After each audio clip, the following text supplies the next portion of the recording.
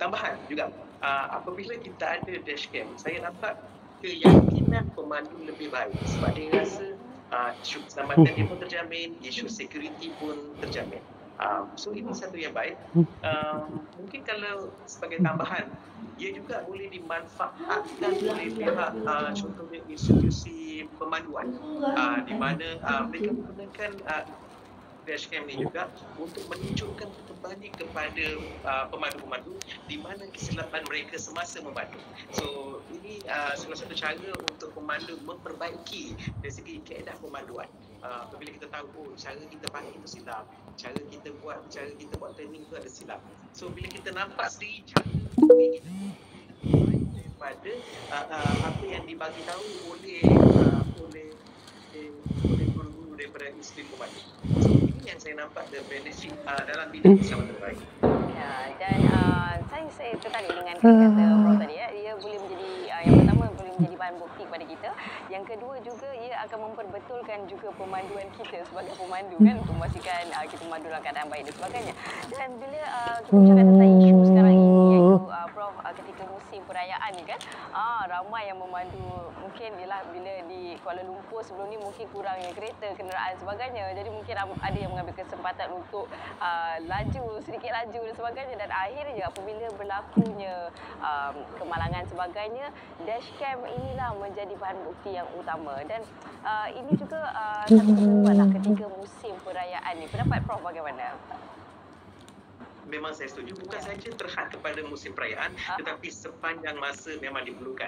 Mungkin saya syorkan kepada kenderaan-kenderaan perdagangan ataupun kenderaan-kenderaan komersial, jika mereka ada dashcam lebih baik. Contohnya mana-mana perkhidmatan awam, public transport, apabila mereka dah ada dashcam, yang so dia membantu dari segi kepada pengendali ataupun operator juga akan rasa lebih selesa sebab mereka dapat juga pantau dari segi pemandu mereka, dan pemandu mereka juga akan lebih berhati-hati sebab mereka tahu mereka dipantau kan.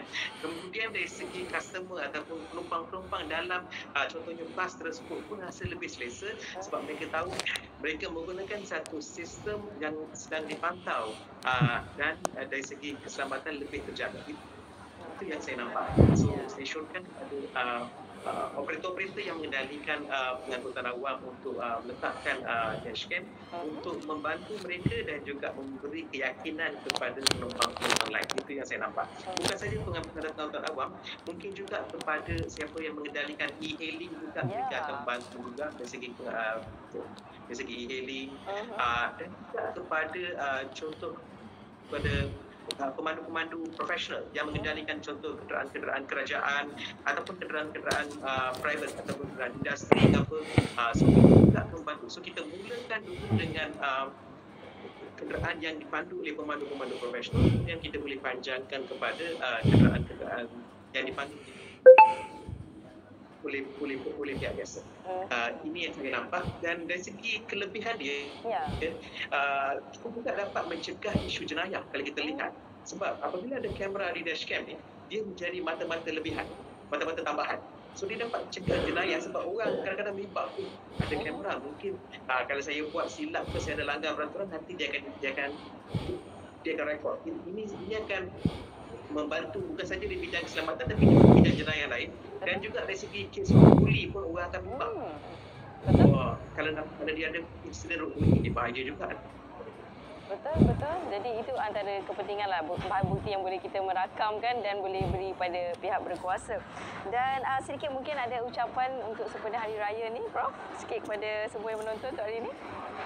Alright, dia ucapan Hari Raya kepada semua pengguna jalan raya, dan untuk memastikan perjalanan kita selamat, sentiasa selamat.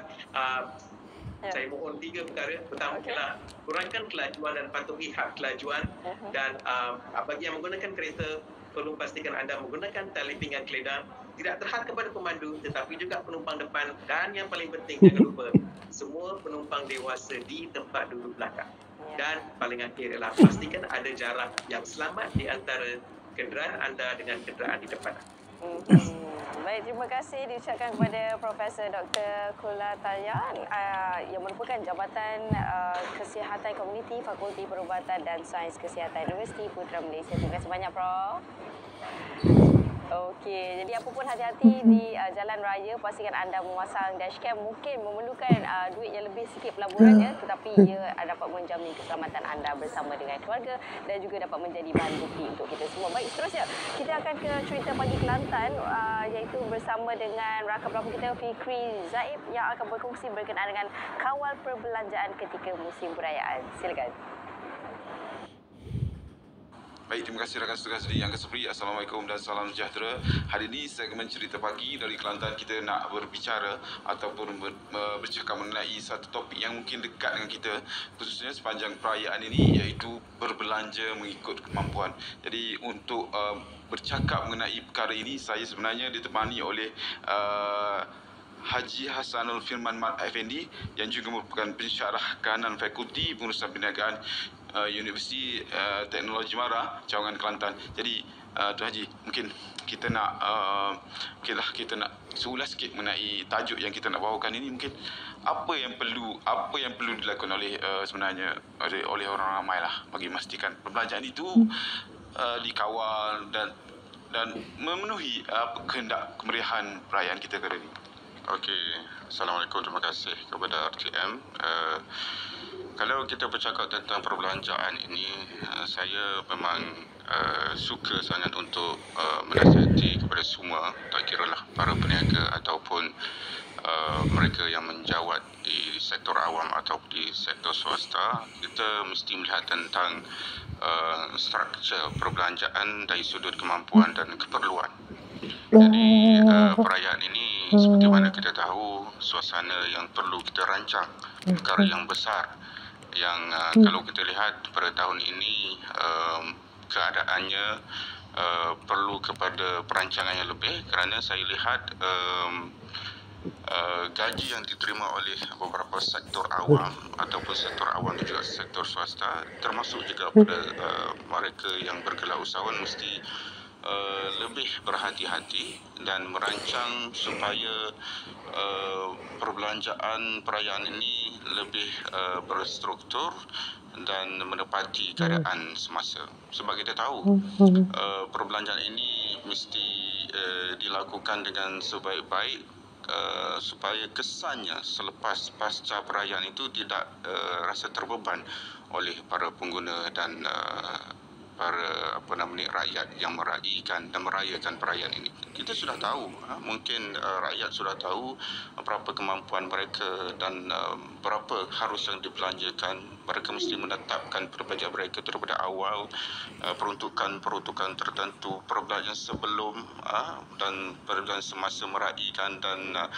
bagaimana perancangan yang harus dilakukan selepas meraihkan ataupun merayakan perayaan Aidilfitri ini. Jadi maksudnya urusan kewangan tu perlu dilakukan sebaiknya ke macam mana mungkin bagi pandangan? Memang kita tidak